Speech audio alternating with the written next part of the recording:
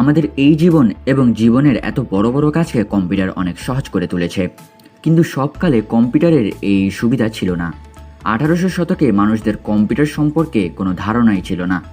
মানুষ টেকনোলজি থেকে অনেক দূরে ছিল। তখনই লন্ডনে জন্ম হয় চার্লস ব্যাবেজের।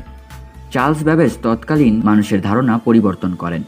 চার্লস ব্যাবেজ কম্পিউটার আবিষ্কারের চেষ্টা করেন, কিন্তু আমরা আজকে যে কম্পিউটার ব্যবহার করি তিনি সেটি আবিষ্কার করতে পারেননি। এর জায়গায় তিনি আবিষ্কার করেছেন বড় গণনা করার যন্ত্র। তার আবিষ্কার করা এই মেশিনটি গণনা ও ক্যালকুলেশন করতে পারত এবং এটিকে হার্ড কপিতে পরিণত করতে পারত, অর্থাৎ একে এক প্রকার বড় ক্যালকুলেটরও বলা যায়।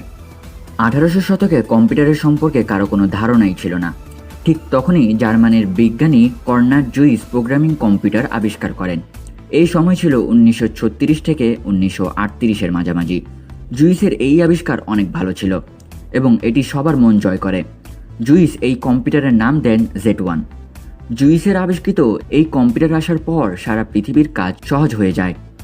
এই কম্পিউটার 1000 মানুষের কাজ একাই করতে পারত, ঘন্টার কাজ মিনিটে করতে পারত, কোটি টাকার হিসাব খুব কম সময় করে দিতে পারত।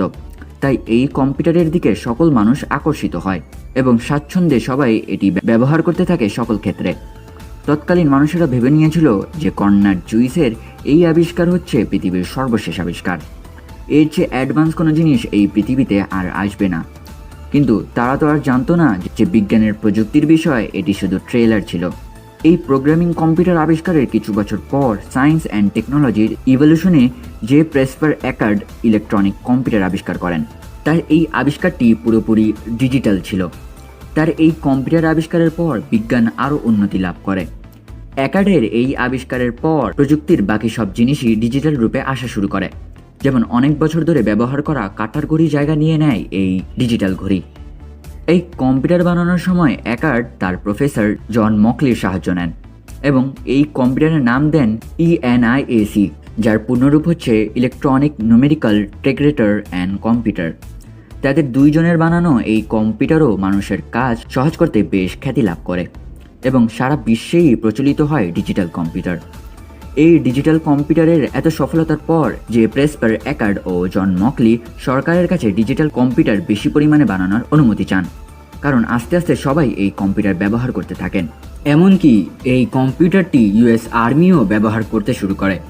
এই কম্পিউটারের চাহিদা দিন দিন বাড়তে থাকে। তাই জে প্রেসপার অ্যাকার্ড ও জন মকলি এই কম্পিউটার বানানোর জন্য একটি কোম্পানি খোলেন এবং এই কোম্পানির নাম দেন ECC, যার পূর্ণরূপ হচ্ছে ইলেকট্রনিক কন্ট্রোলস কম্পিউটার। আর এটাই ছিল বিশ্বের সর্বপ্রথম